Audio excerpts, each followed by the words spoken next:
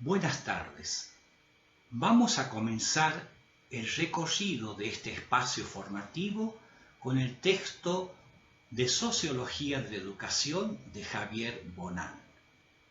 Inicialmente tomaremos el capítulo 1, que es una introducción a la perspectiva sociológica de la educación, con el cual nos vamos a preguntar ¿qué es la sociología de la educación? ¿Y por qué la sociología de la educación se convirtió en un objeto de estudio diferente al de otras disciplinas? ¿Cuál es el objeto de estudio de la sociología de la educación y por qué se diferencia de otras especialidades de la sociología o de otras aproximaciones no sociológicas a la educación?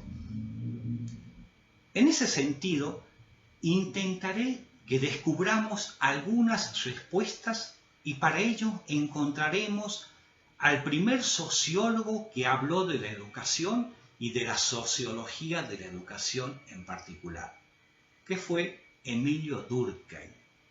Él fue uno de los primeros que comenzó a preocuparse por la sociología de la educación y de alguna manera es quien delimita el objeto de estudio, no obstante ya en la obra de Saint-Simon y de Augusto Comte ya estaba el germen de la primera teoría sociológica de la educación.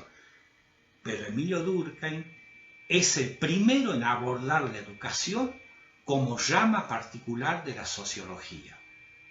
La transición de la sociedad del régimen medieval a la sociedad industrial a lo largo del siglo XIX, comenzando a su vez una creciente diferenciación social, le otorga a la educación un papel social fundamental para garantizar la común unión de la sociedad y la cohesión a partir de la adhesión de los ciudadanos a un conjunto de ideas que da sentido y hábitos compartidos a esa sociedad.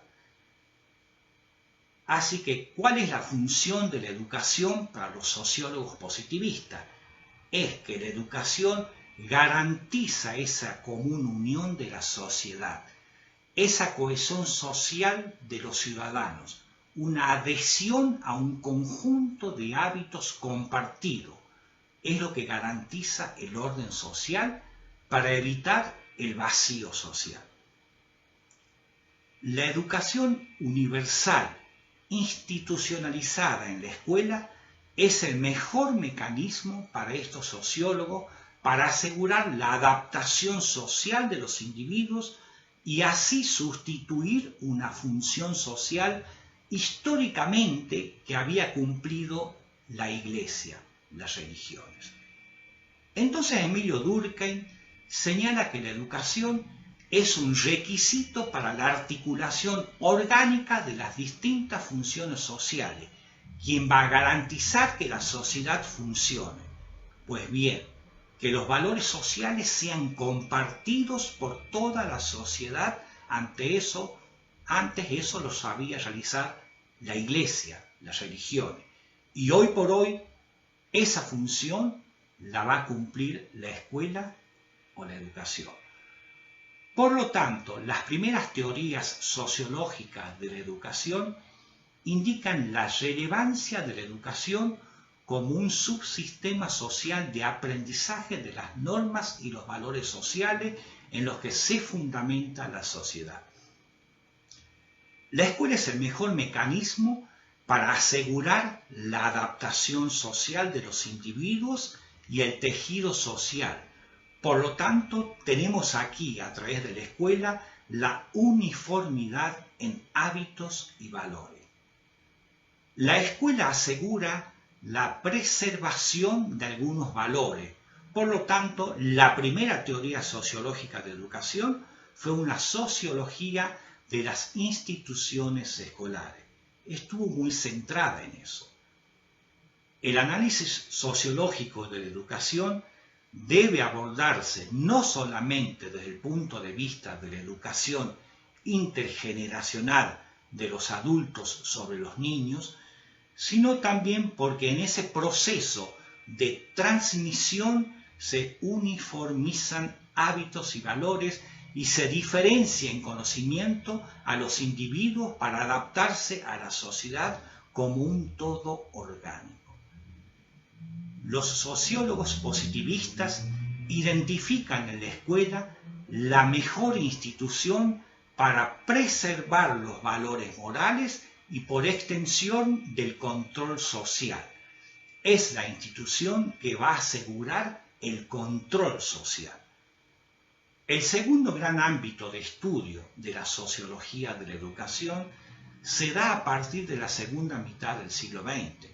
Se trata sin duda de la importancia de la educación en el proceso de asignación y distribución de las posiciones sociales. En efecto, la sociedad meritocrática, dice Javier Bonham. La sociedad meritocrática capitalista considera que la escuela es fundamental como una institución para adquirir estatus. ¿Qué es un estatus? Es el estatus que después nosotros vamos a adquirir en la estructura social. Recordemos en Parsons, estatus es la posición de una persona dentro de una estructura. Normalmente nos referimos al estatus en sentido general, como el conjunto de todas las posiciones que ocupan un individuo. El rol es el aspecto dinámico del estatus, pero es a partir de la segunda mitad del siglo XX, en plena consolidación de los estados de bienestar, cuando la meritocracia deja de ser solamente un principio de legitimación ideológica para adquirir una dimensión hegemónica, es decir, la población de las sociedades avanzadas cree realmente en ella. Ahora hablemos un poco de la meritocracia, la educación formal. Estamos hablando de la segunda mitad del siglo XX, que se convierte en la institución social con mayor poder estructurante, dice Bonham. El logro educativo, aunque no asegura la movilidad social, lo posibilita. Es decir, ¿de qué hablamos cuando hablamos de movilidad social?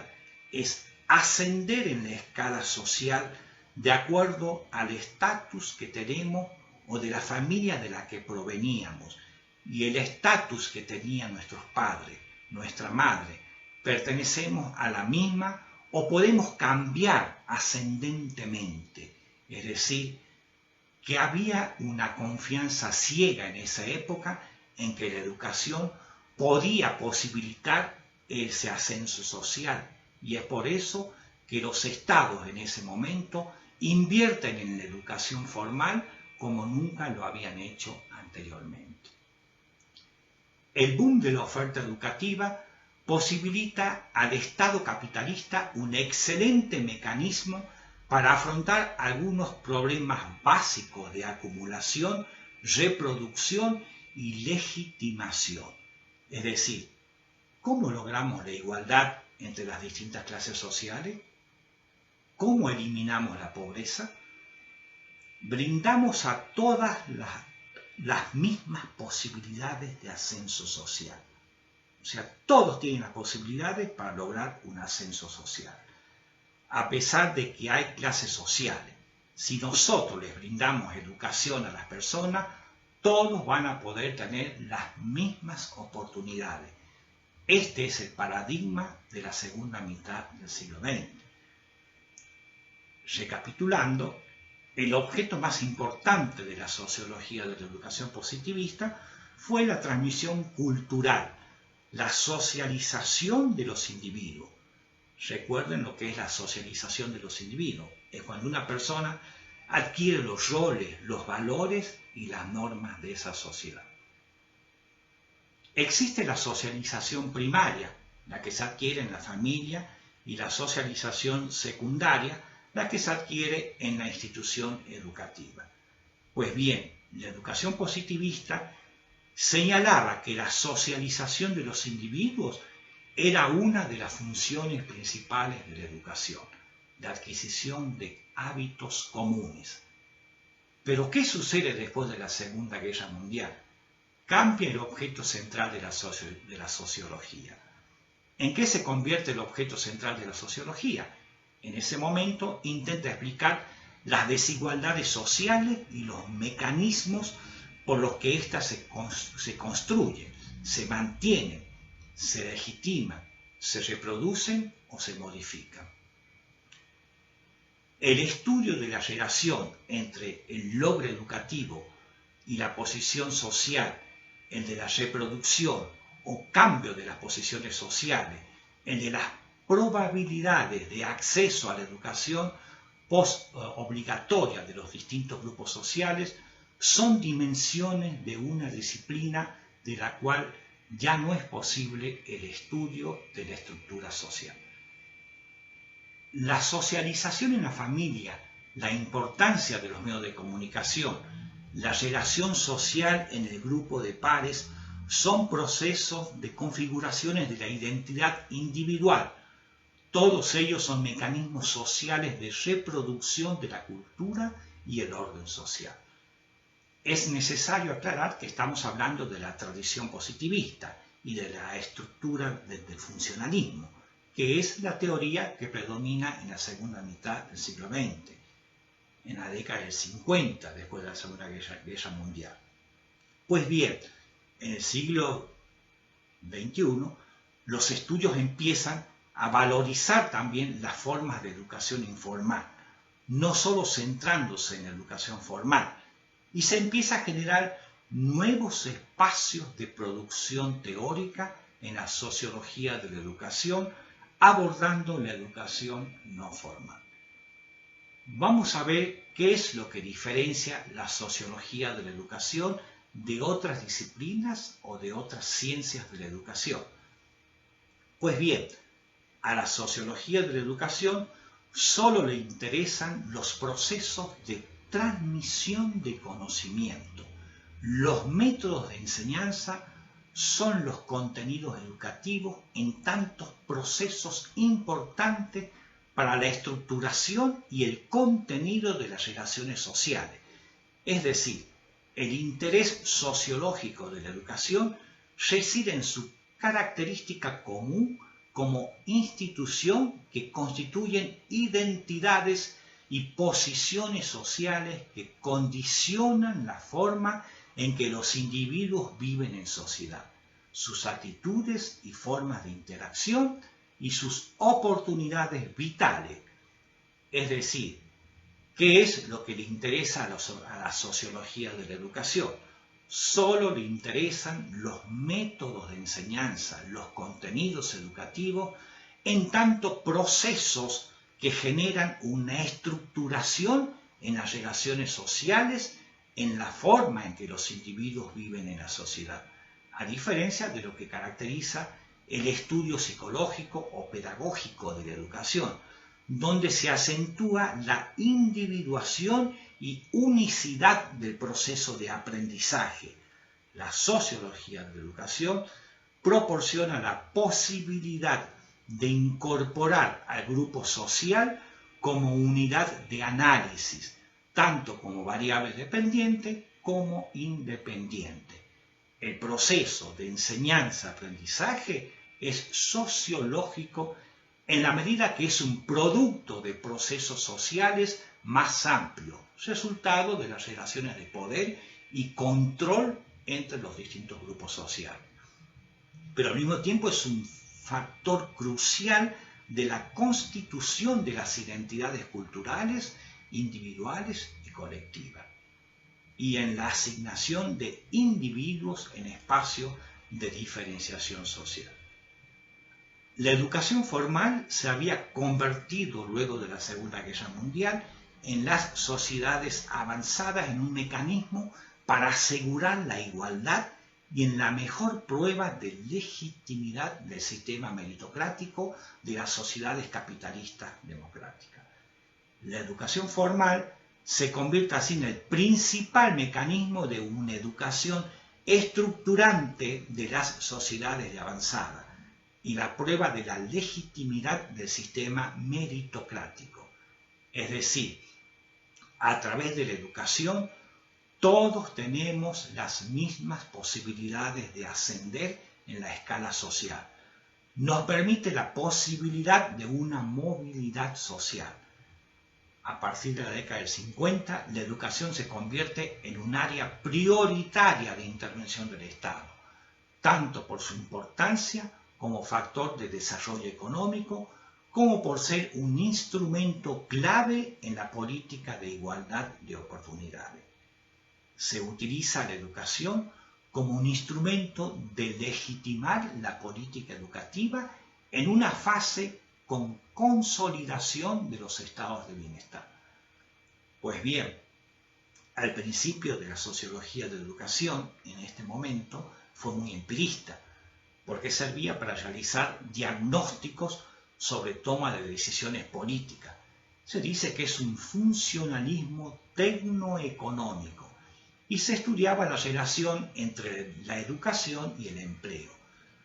Aquí estamos hablando ya de la década del 60 y del 70, cuando surgen y resurgen los marxismos.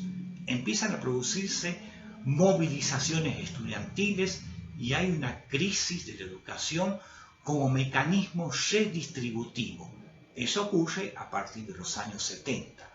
Hay un fracaso de las políticas de igualdad de oportunidades y aparece una sociología de la educación crítica, las denominadas teorías de la reproducción, que desatan la importancia del conflicto y de la ideología de la educación. La tesis de esta teoría, que se llama teoría de la reproducción, dice que la escuela, lejos de ser una institución ideológicamente neutra que asigna y distribuye posiciones sociales en función de los méritos individuales, es un mecanismo de reproducción de las posiciones sociales de origen. Es decir, reproduce las posiciones sociales de origen.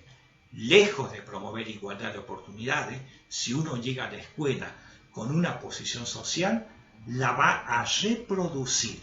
La escuela no cambia eso.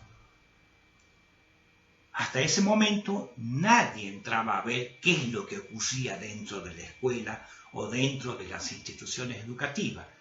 Las instituciones educativas eran como una caja negra. Nadie entraba a experimentar qué era lo que ocurría hacia adentro.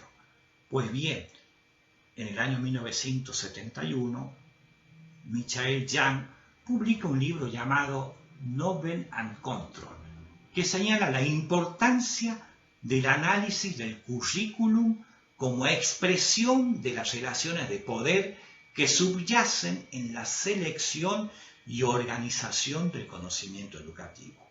Ahora bien, ¿qué es lo que hacían captar las diferencias educativas que se producen dentro de la propia institución escolar? Para eso utiliza la interacción simbólica y la etnometodología como marco teórico y metodológico para abordar el estudio de la relación entre educación y sociedad. La escuela no es algo neutro, sino que genera. Hay una estratificación escolar. No es lo mismo una escuela privada que una escuela pública, o una escuela pública en un contexto urbano, que una escuela en un contexto rural o una escuela en un contexto crítico. Para eso, el autor señala la importancia de una investigación microsociológica de la escuela, que toma mayor ímpetu en los años 80, porque él señala que esas teorías de la reproducción de los años 70 ya se habían agotado, y hay que generar nuevas teorías, que es lo que está pasando actualmente. Adentro de la escuela, ¿cuál es el contenido que se da dentro de esa escuela? ¿Cuáles son? ¿Qué papel cumple la escuela en reproducir las diferencias de género y de etnia? Pues bien, eso son todas preguntas que se hacían. En los años 90 ya empiezan a surgir algunas nuevas inquietudes, sobre todo en ese contexto de cambios tecnológicos, cambios económicos, cambios políticos, inquietudes sobre cómo se redefine el papel de la educación. se recupera la teoría del capital humano, que es la teoría de la década del 50, pero ya tratando de pensar sobre todas las transformaciones estructurales de las sociedades avanzadas. Muchas gracias.